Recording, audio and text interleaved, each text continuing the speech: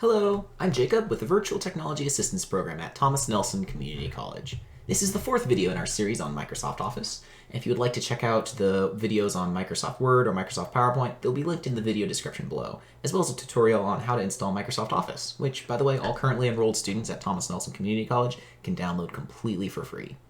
Today we will be covering the layout of Excel, formulas, autofill, relative and absolute cell references, and functions. There's timestamps in the description, so feel free to jump ahead to whatever concept you're trying to learn. We've got a really interesting program ahead, so let's get started. So here's the computer that we installed Microsoft Office to. Now, I do have Excel pinned down here, but maybe you don't, so I'm going to show you how to find it on your computer. Just click the Windows key and just start typing Excel, and there it is. Let's just start out with a blank workbook, although there are some built-in tutorials here that are made by Microsoft that you can check out. Very cool. So before we do anything fancy, it's important to understand the layout of Microsoft Excel. The entire thing is one giant table. We have our rows, which are numbered here on the left, and our columns, which are lettered here at the top. Excel spreadsheets can be very large, and you can have a limit of just over 1 million rows and about 16,000 columns. So the way I keep track of what a row and a column is I think of the Greek Parthenon and its giant columns. These columns are vertical, and it's very easy for me to visualize these giant pillars, just like in Excel. And for rows, I think of a rower going horizontally across the water. Now, the intersection of a row and a column is known as a cell. So one of these squares here is a cell, and each cell is addressed by its column letter, followed by its row number. So this cell here would be C10. And you can tell that by looking at the column up here and the row, or the cell that you have selected is marked up here in the upper left corner. Awesome. Now that we have that out of the way, let's move on to the real power of Excel, formulas. So you can think of Excel formulas as this weird cross between a calculator and a programming language. But if you're not familiar with either, don't be scared. It's super easy to pick up. So to write a formula, click the cell that you want the result to be displayed in. So I'll start here with good old A1. And every formula starts with the equals sign. So let's type equals. And, let's just do something basic. Let's do 2 plus 2. And watch this. It gives us our answer. Now, the equal sign is really important to that. So watch what happens if we don't have the equal sign. It'll just display 2 plus 2. It doesn't know that it needs to do any math. So by having the equal sign in there, it tells Excel that we need to do math. So we can do all of our basic mathematical operations in Excel with a plus sign for addition, minus sign for subtraction, the star for multiplication, the slash for division, and the caret for exponentiation. So I can show all of those. So we have equals 2 minus 2, equals 2 times 2, equals 2 divided by 2, and equals 2 to the power of 2. And Excel does follow the order of operations, PEMDAS, which is an acronym for parentheses, exponentiation, multiplication, division, addition, and subtraction. So if you give it a long expression, Excel will try to solve it in the order of PEMDAS. And an easy trick that people use to remember this acronym is please excuse my dear Aunt Sally. And if you look at the first letter in each of those, it lines up with the acronym for the order of operations. Cool. So another powerful area of Excel is being able to reference the contents or results of another cell. So let's get rid of all this. And let's say in cell A1 here, we just have 9. So no formulas or anything, just the number 9. And in A2, let's have the number 3. So what we can do in some other cell here is create a formula, which of course starts with the equal sign, and say that A1, notice how it highlighted A1 there. We can type it as we did for A1, or we can click it for A2. So let's do A1 times, let's click it, A2, and hit enter. A1 times A2, or 9 times 3 is 27. And if we look, it says A1 times A2, and then it'll display the result here. But think about it. In these two cells, we have just a value in them, and the third one is doing some math. Referencing the first two is easy, but what if another cell tries to reference a cell that has just done some math? Well, let's give it a try and see. So let's start another formula. Let's say equals A3 times 2. And look at that. It takes the result from cell A3 and multiplies it by 2. And we still have our original numbers up here. Well, what if one of them changes? Like, say, this 9 to an 8. Well, when we do that, it recalculates A3 right here. And since A3 is changed, A4 has to respond to change too. And you can do a lot with a few very simple formulas. Well, what if you want to do math on a lot of cells at once? What then? Do you do it manually? That's not very practical. Well, fortunately, Excel to the rescue. We can set up a new column here over in column B, and let's say we wanted to add 5 to every cell. Not completely sure why you would want to do that, but let's just see what happens. So equals A1 plus 5. Cool, it calculated that, no problem. Well, what if we wanted to do that for every cell in column A, not just A1? Well, to do that, we can use something that's known as the autofill handle, which shows up when you select a cell. We select a cell by clicking on it, but also as a side note, we can select an entire column by clicking the letter, or an entire row by clicking the number.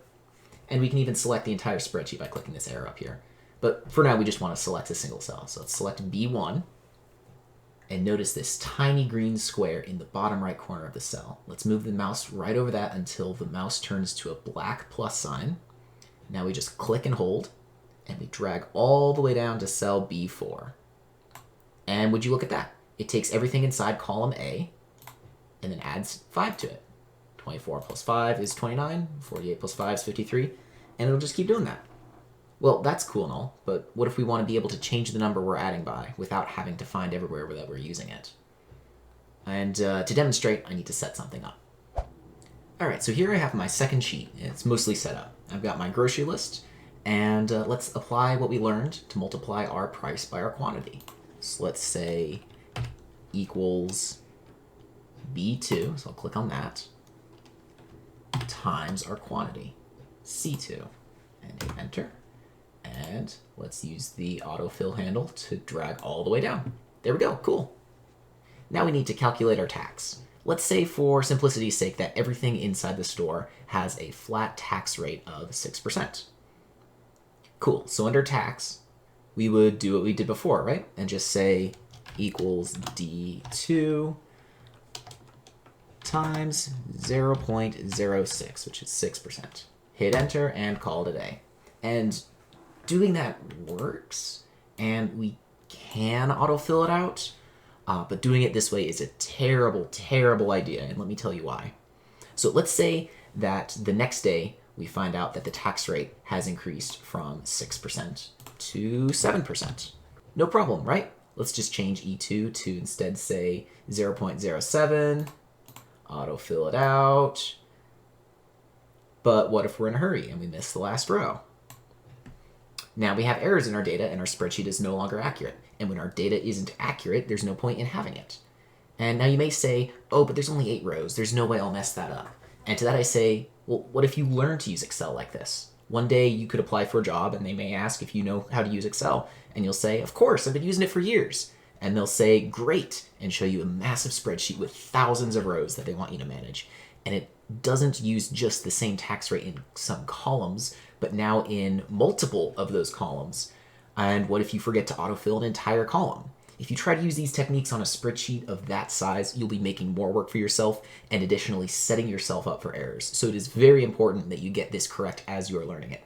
Fortunately, there is an easy solution. So let's just set up a new column over here, and we'll call it tax rate. And it's not going to be a whole column. We just want to place one value in here. Our good old buddy, 0.06, 6%. So we can leave him here. And let's go back over to cell E2 and multiply our total. So equals D2 and multiply in our tax rate times, what is that, G2. Cool. And it gives us the same answer. Great. So let's autofill that out. And, uh-oh, that's a problem. Well, what's going on here, you might be thinking? Jacob, I thought you said there was a solution, and I promise there is, but it's important to understand what exactly is going on here. Let's take a look at what happened in cell E3, the first place it went wrong. It's taking D3, that's good, times, uh-oh, what's this? Times G3. Well, there's nothing in G3. Why is it doing that? Well, the problem with computers is they do exactly what they're told to do. Now, whether or not what you actually told them to do is what you thought you told them to do is a completely different question, but Excel is doing exactly what we told it to do. The autofill handle works with what's known as relative cell references. If we drag down for a second cell, for the formula it looks at, it goes to whatever is below the source.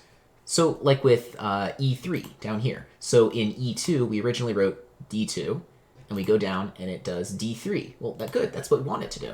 It is referencing cell D3. But it's trying to do exactly the same thing with G over here. And all of these corresponding cells are doing the same thing. G4, G5, G6, G7, G8, when there's nothing in any of those. This is what's known as a relative cell reference. So to get it to stop doing this behavior, we need to use what's known as an absolute cell reference. Now, an absolute cell reference will lock in any cell. So when we try to autofill it, it won't try to use any other cells around our original reference. To use an absolute cell reference, let's go back over to our pal E3 again. And D2, yep, we want it to keep doing that. We want to make sure it keeps going down. But let's make G2 an absolute reference. And the way we do that is with dollar signs. So we use a dollar sign in front of G to lock in the column, because remember, the letters are columns, and a dollar sign in front of 2 to lock in the row. And when you lock in the row and the column, it fixes it on that specific cell every single time. So we could technically get away with just locking the row, but for the sake of simplicity, let's lock up the whole thing and tell autofill we don't care what row or column it jumps to. We always want to reference cell G2, not G3 below or H2 or anything else around. Just G2, nothing else. And let's autofill that. And boom, check that out, it worked. There's our correct tax value. And over here, we can update this to 7%. And look, everything still works just fine. It's our correct tax value.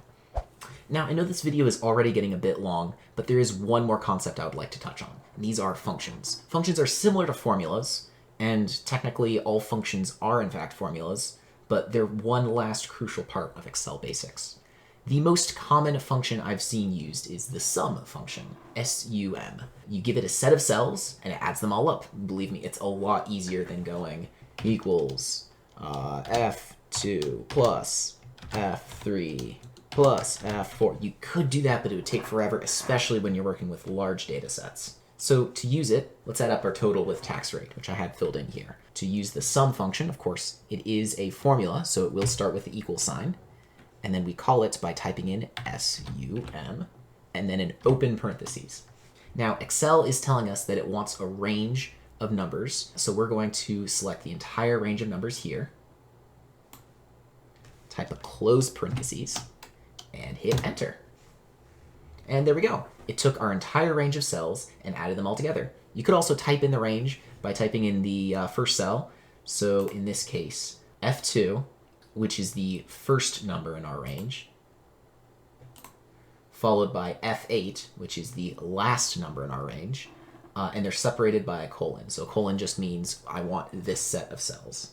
Either way works. If I'm using individual cells, I prefer to type them out, but if I'm using ranges, I prefer to use the mouse. Whatever you feel comfortable doing. And of course, we can use autofill on functions. So let's add up tax and total before tax too. And you know what? Why not? Let's add up quantity too. Now, there's a ton of super useful functions that I can't even begin to cover in this video. And there's basic ones like average, standard deviation, count, random number, and so many others. If you want to play around with them, just click on an empty cell, like right over here, go to Formulas, and click Insert Function. By default, it'll show you the most used ones here, but if we change most recently used to all, you can start to see just how many there are in here. There's tons of documentation inside Microsoft's website, and even some hints inside Excel too. So here's one we just used to sum, and it has a brief description as well as some of the syntax and how to use it. Just have fun with it. The more you use it, the better you'll get at it. Well, this was really fun, but also a really long video. I hope you learned something new. If you're having trouble with any of the concepts in this video, or if there's something similar that you're struggling with, be sure to leave your question in the comments below, or send it to vtaptncc@gmail.com. And if you're interested in learning more about Excel, I would recommend the TNCC classes ITE 115 and ITE 119 for Excel basics. And if you're a bit more advanced, I'd also recommend ITE 140. Thanks for watching. Happy learning!